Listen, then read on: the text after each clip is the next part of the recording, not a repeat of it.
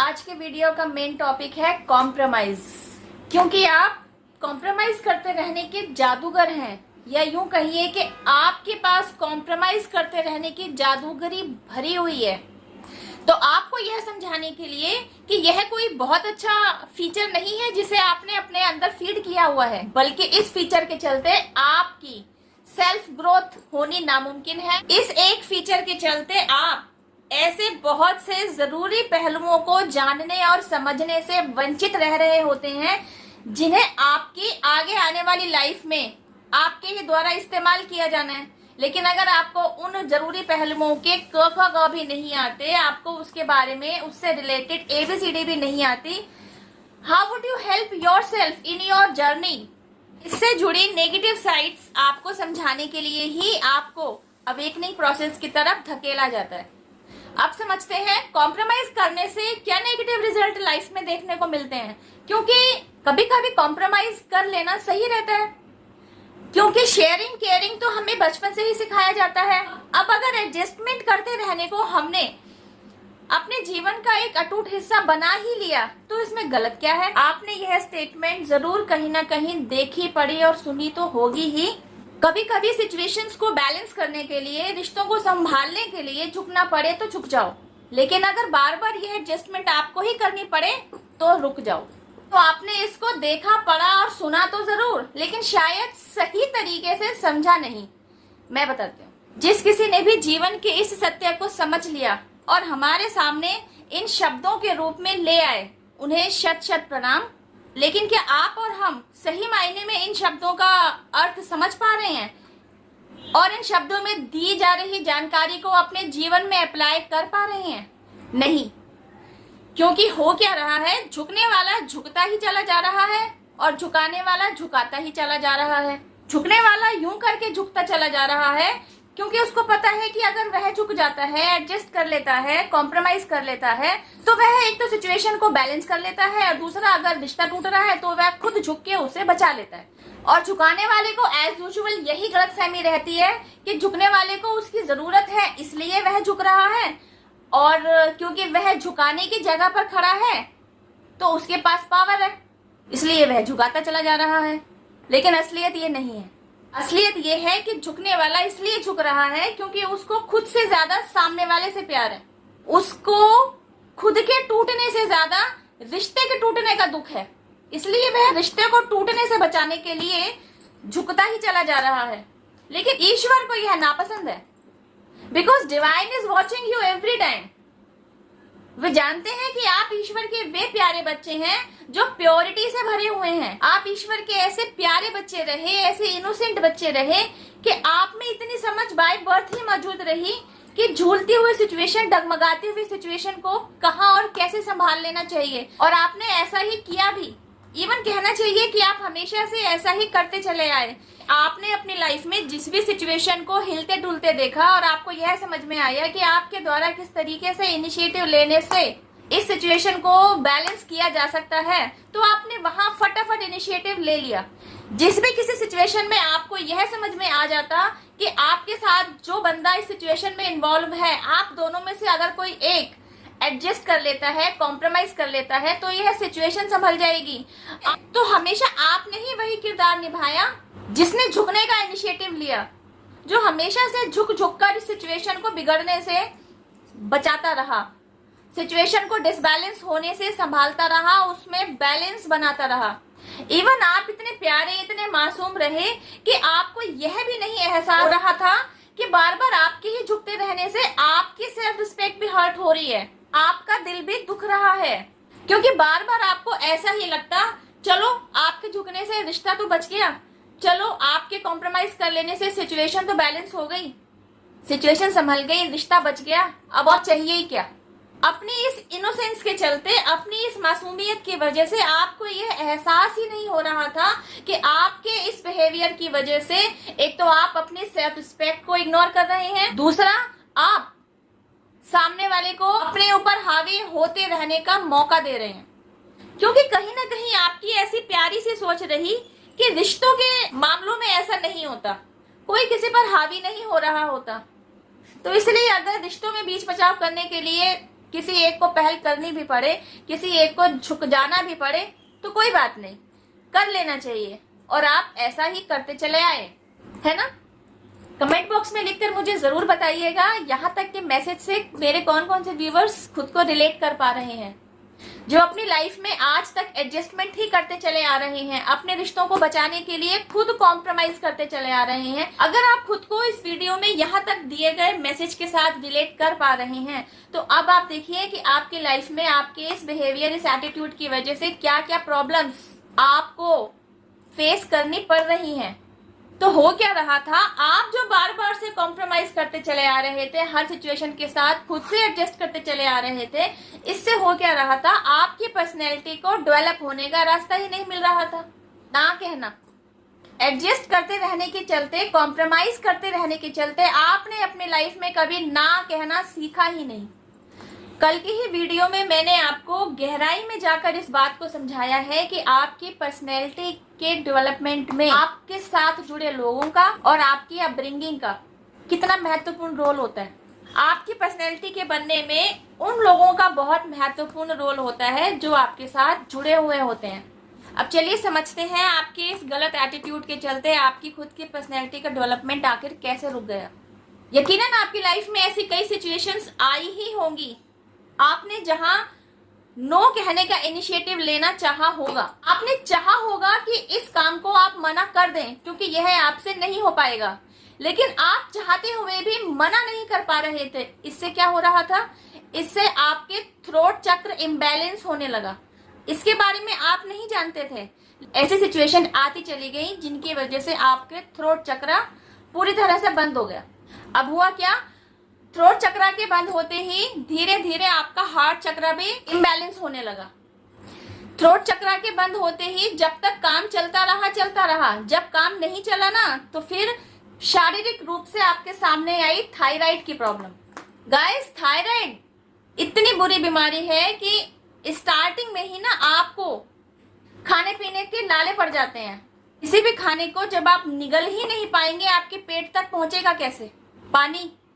पानी जिंदा रहने के लिए कितना जरूरी है, उस पानी को जब आप पीना चाह रहे हैं, अपनी प्यास बुझाना चाह रहे हैं और गले के नीचे वह पानी उतर ही नहीं रहा होता, कितनी मेजर प्रॉब्लम आपको फेस करनी पड़ जाती है थायराइड की वजह से, आपको पता ही नहीं। अब क्योंकि थायराइड शारीरिक लेवल पर उभरी हुई बीमारी है, तो यकीनन आप डॉक्टर के पास जाएंगे, उसका ट्रीटमेंट कराएंगे और डॉक्टर आपको थायराइड के लिए गोलियां प्रेस्क्राइब कर देगा। इससे होगा क्या, कुछ टाइम के लिए तो सही रहेगा यह प्रॉब्लम, फिर वापस कंटिन्यू हो जाएगी। तो इसका जड़ से इलाज क्या है, रूट कॉज पर काम करना। रूट कॉज क्या है, आपके मन में जो भी बातें हैं जिन्हें आप कह देना चाहते हैं उन्हें कहिए। समझ लीजिए आज आप 40 इयर्स के हैं, आज जाकर आपको थायराइड की प्रॉब्लम के बारे में पता चल रहा है, तो सोचिए 40 साल तक आते आते न जाने ऐसे कितने ही मौके रहे होंगे, न जाने ऐसे कितनी ही बातें आपके पास होंगी जिन्हें आप किसी ना किसी से कहने के लिए व्याकुल रहे, लेकिन फिर वक्त निकल जाने के साथ आपने उन बातों को ना कहना ही उचित समझा और समय पर छोड़ दिया। ऐसा नहीं है कि हार्ट चक्र इम्बैलेंस होने की वजह से हार्ट में प्रॉब्लम नहीं आएगी, थ्रोट चक्र इम्बैलेंस होने की वजह से अगर थायराइड सामने आ सकता है, तो सोचिए हार्ट चक्र बंद होने से दिल से जुड़ी कितनी प्रॉब्लम सामने आ सकती हैं या आ रही होंगी। अब आप में से मेरे कई व्यूवर्स ऐसे होंगे जो कहेंगे कि आपको मेरी बात समझ में आ गई है, लेकिन ऐसी कई बातें तो रही जो आप कहना चाहते थे, कह नहीं पाए, लेकिन वे लोग जिनसे ये बातें कहना चाहते थे, अब वे लोग इस दुनिया में नहीं रहे, शरीर छोड़कर जा चुके हैं। तो आप क्या कर सकते हैं, उन बातों का चिट्ठा लेकर कहाँ रखें। तो गाइस, हीलिंग प्रेयर यही तो काम आती है। सारी बातें जो आप कभी किसी को कहना चाहते थे एक पेपर पर लिख लीजिए और इस चिट्ठी को आपके ईश्वर, जिन भी डिवाइन पावर में आपकी श्रद्धा है, उनके चरणों में जाकर रख दीजिए। उनके साथ as a friend face to face बात कीजिए। जैसे आप अपनी आप बीती अपने किसी हमदर्द को बताएंगे तो किस तरह बातें करेंगे, बिल्कुल उसी तरह आप अपने ईश्वर के साथ वे सारी बातें कर डालिए। ये सारी बातें आप एक ही बार करेंगे, पूरा दिल खोल कर रख दीजिए और हल्के हो जाइए। जब आप ऐसा कर देंगे ना, 80% आपकी प्रॉब्लम तो तभी गायब हो चुकी होगी और 20% के लिए आप खुद से क्षमा याचना कर सकते हैं। बिकॉज ऐसा ना करके सबसे ज्यादा दुख में तो आप ही रहे, सबसे ज्यादा दुख तो आपने अपने आप को ही दिया, तो आपका खुद से माफी मांगना भी तो बनता है ना। शीशे के सामने खड़े हो जाइए और कहिए I am sorry, please forgive me, thank you, I love you, I am sorry, please forgive me, thank you, I love you. You know what, यह फॉरगिवनेस प्रेयर आप खुद के लिए अपने आप से ही कर रहे हैं, तो इसकी हीलिंग आपको ही मिलती है। तो जब आप खुद से हील हो रहे होंगे ना, आप हील होना शुरू होंगे, तो क्या होगा, आप खुद से नोटिस करेंगे आपके दिमाग में जब भी कोई बात आएगी ना कि इसको आपको बोल देना चाहिए, अब आप रुकेंगे नहीं, अब आप फ्रीक्वेंटली उस बात को बोलेंगे ही बोलेंगे। क्योंकि खुद को हील करने के बाद आपके अंदर वह स्ट्रेंथ आ गई होती है जो आपको बोल देने के लिए ना पुश कर रही होती है।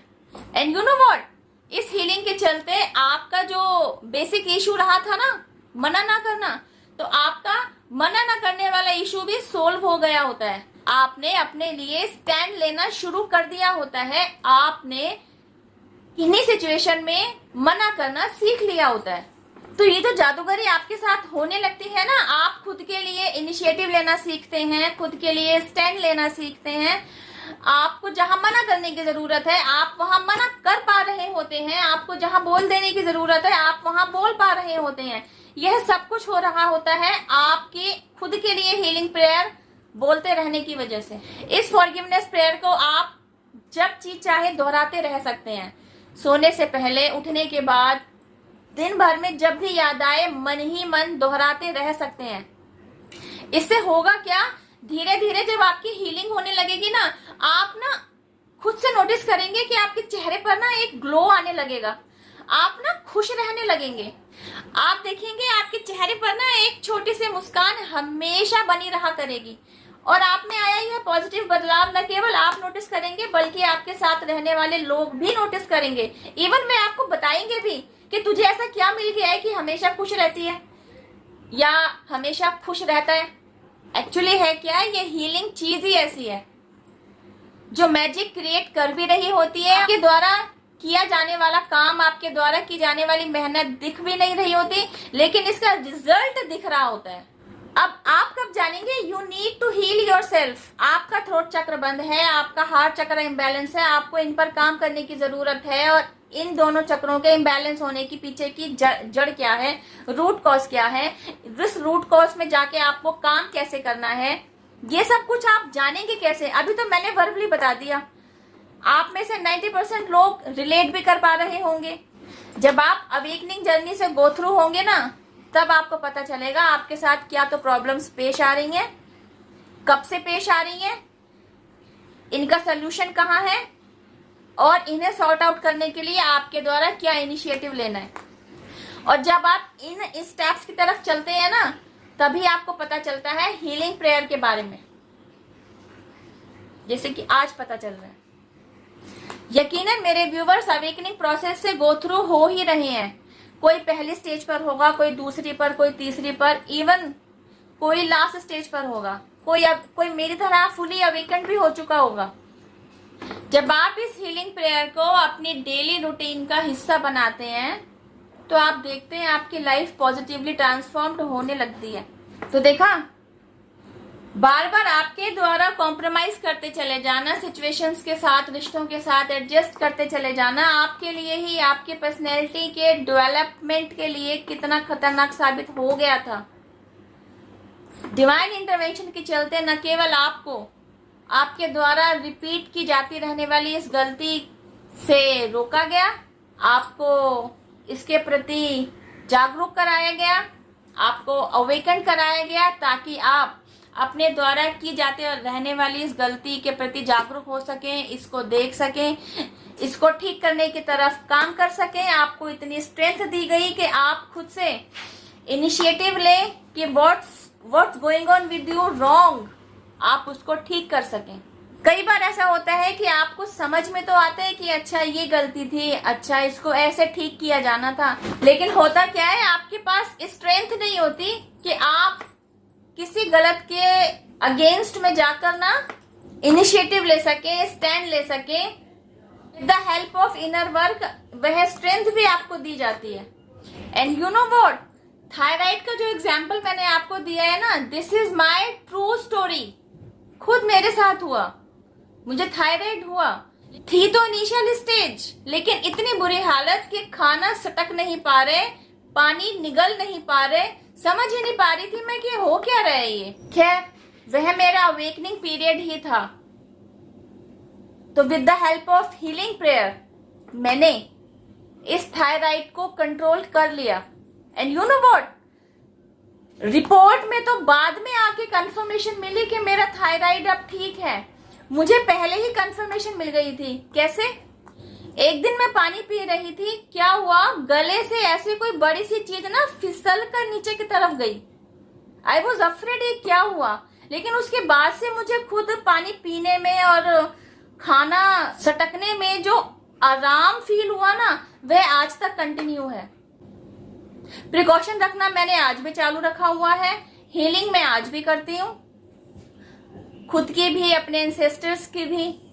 इस हीलिंग प्रेयर की वजह से मेरी लाइफ में बहुत कुछ बदला। That's why I am here.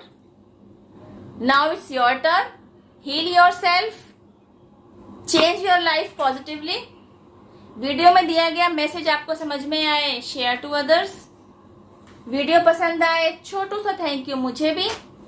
Divine power जिनमें भी आपकी श्रद्धा है, यूनिवर्स, एंजल्स, आपके ancestors, spirit guides, mother nature, सब पूरे डिवाइन रियल्म को, सभी को थैंक यू जरूर कहें, इन्हें अपना ग्रेटिट्यूड जरूर दें। Thank you for watching my video. अब मैं आपसे मिलती हूँ मेरी नेक्स्ट वीडियो में। टिल देन हैव पेशेंस, रब्बा खैर, जय माता दी, take care, bye, stay blessed.